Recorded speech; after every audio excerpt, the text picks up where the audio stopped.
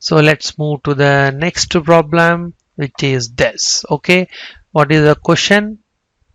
Question is, given the signal x of t which is of this shape, we have to find the following values. So first one is x of j0 and so on. So let us do one by one here. Okay, so let me put some space below this.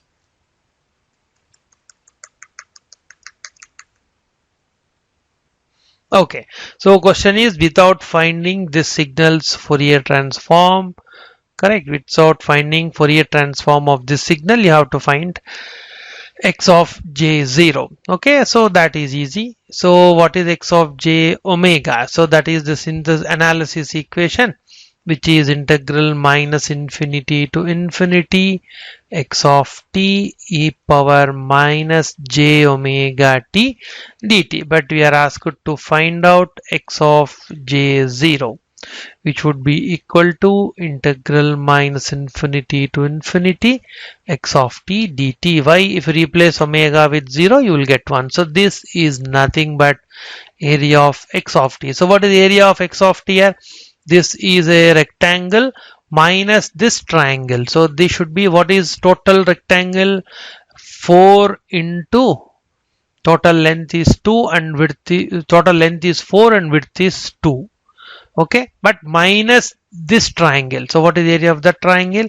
Half into base of this triangle is 2 units and height is 1. So this simplifies to how much? 7. Okay, 8 minus 1 is 7. So that would be x of the value of x of j0.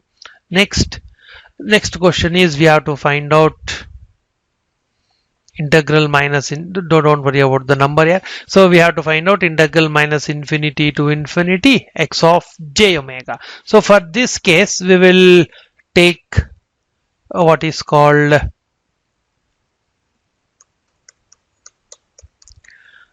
analysis equation or synthesis equation. So we know that x of t equal to how much?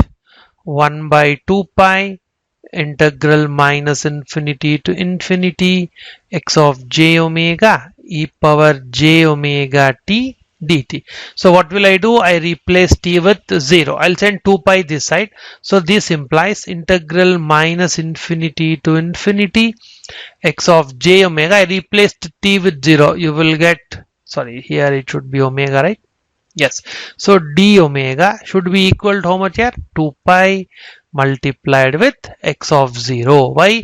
If replace t with 0, you will get 1 by 2 pi integral minus infinity to infinity x of j omega e power j0 is 1 d omega. Okay, so we are, by rearranging, you get this. So this should be equal to how much here? X of 0 is how much? This is our x of t. Correct. X of 0 is 2. So let us substitute that. So that should be equal to 2 pi times 2, which is equal to 4 pi. So that would be our integral minus infinity to infinity x of omega. Okay, so now let us write down, look at the next one. Okay, this integral minus infinity to infinity x of j omega e power j omega d omega. So again, let us take the help of synthesis equation. So what is that? Integral minus infinity to infinity x of j omega e power j omega t d omega. This is how much here? 2 pi times x of t. Okay, look at this integral and this integral. They are almost similar, except that if you replace t with 1. So this implies integral minus infinity to infinity x of j omega e power j omega d omega. So this should be equal to 2 pi times x of 1. Okay, so x of 1, you can see that it is equal to 1, and hence you will get 2 pi as the answer. So integral minus, not that we are not calculating the Fourier transform, that is important. We don't know what is Fourier transform. Okay, so integral minus infinity to infinity x of j omega e power j omega d omega is same as 2 pi times x of 1, which is equal to 2 pi. Okay, right. So next fifth problem, actually it is wrong here, it is fifth one, right? So fifth problem is this. So we have to find out what is angle of x of j omega. Okay, yes, so let me redraw the plot so that it is clear. So the plot looks like this, correct? So this is our x of t, which is of this shape. So this is minus 1, 0, 1, 2 and 3, and these amplitudes are 1 and 2. So this is our x of t. Okay, so if you look at this signal little bit carefully, compare this signal with a new signal. Let me call it as x1 of t, which is of this shape. Okay, so this is minus 2, minus 1, 0, 1, 2 with amplitudes 1 and 2. So this is our x1 of t. So clearly x1 of t and x of t are closely related. Okay, but what is x1 of t? This fellow will have x1 of j omega as the Fourier transform. But what is x1 of t? Look at this first. What is x1 of t? That fellow is real and even.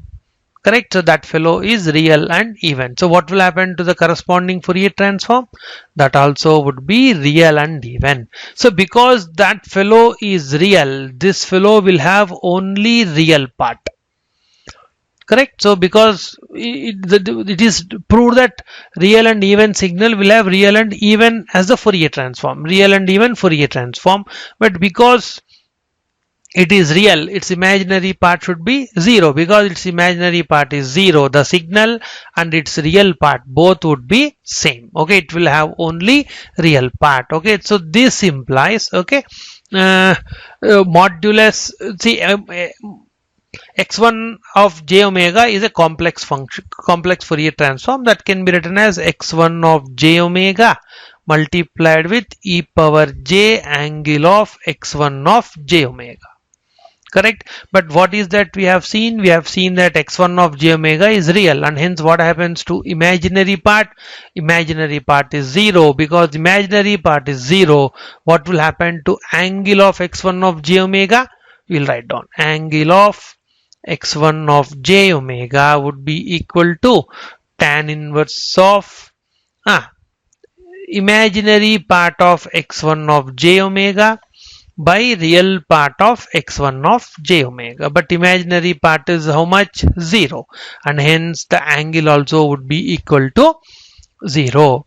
Okay, so this fellow will be equal to 0. So what I want to tell is x1 of t will have a Fourier transform which that fellow will have angle to be equal to 0. Now let us come back to x of t. How are x of t and x1 of t related? Yes, so we write down that x of t is same as x1 of t shifted to the right by 1 unit, correct?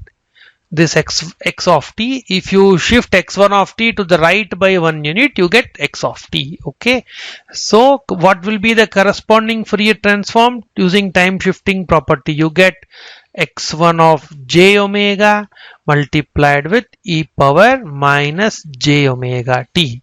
Okay, so this fellow is same as modulus of x1 of j omega multiplied with e power minus j omega t. Why? For x1 of j omega, angle is 0. So, and hence you don't have the angle term. Now, definitely this implies what is angle? This would be our final x1 of j omega, right? So, I'll write down that here. So this fellow will have x of j omega, which is equal to this as the Fourier transform. So this implies what will happen here? Angle of x of j omega would be equal to minus omega, right? What will be the angle? It is nothing but minus omega. Okay, so that would be the angle of the Fourier transform. Okay, let us look at the last one, which is we wanted to find this integral, which is integral minus infinity to infinity mod x of j omega whole square d omega. So clearly we have to use Parseval's relation. But if you look at this integral 1 by 2 pi is missing, so we have to write 2 pi integral infinity to minus infinity to infinity modulus of x of t whole square dt. Okay, so clearly if you look at the plot of x of t, so this fellow is symmetric about 1, so definitely it is enough that we integrate from 1 to 3. Correct, we integrate from 1 to 3 and then you multiply with 2, so it is an even function at 1. It's an even function or even signal at 1, so it is enough that we integrate from 1 to 3 and final answer we multiply with 2. Okay, but what is the equation of this straight line between 1 and 2?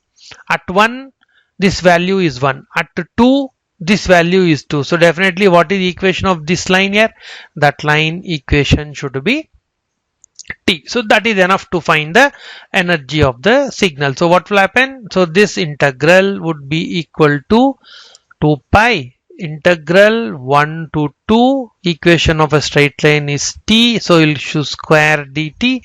You have to square it, right? X square of t is there. Modulus has no impact because the signal is real, plus integral 2 to 3, what is amplitude? It is 2 square dt. Okay, so this we can simplify, so this should be equal to 2 pi integral of t square is t cube by 3, integral limits are from 1 to 2, plus this fellow will have 4 as the answer. That is easy. So this should be equal to 2 pi multiplied with 8 minus 1 is 7 by 3. Okay, 7 by 3 plus 4. Okay, I forgot to add multiply with the 2, right? So this whole thing again should be multiplied with the 2. So that is what we have discussed earlier. Okay, so that should be equal to, so 12 plus 7 is 19. 19 twos are is 38. 38 twos are is 76. So you will get 76 pi by 3. So that would be the value of the integral minus infinity to infinity mod x of j omega whole square d omega. So what did we do? We used the property of Parseval's relation. Okay.